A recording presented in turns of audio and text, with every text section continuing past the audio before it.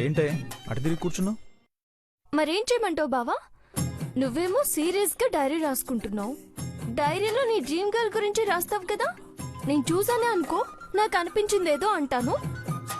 Dream girl గురించి ఎవరైనా ఏమైనా అంటే నీ కోపం వస్తుంది కదా. ఊరికే ఎందుకు కోపం తెప్పించటంలే అని.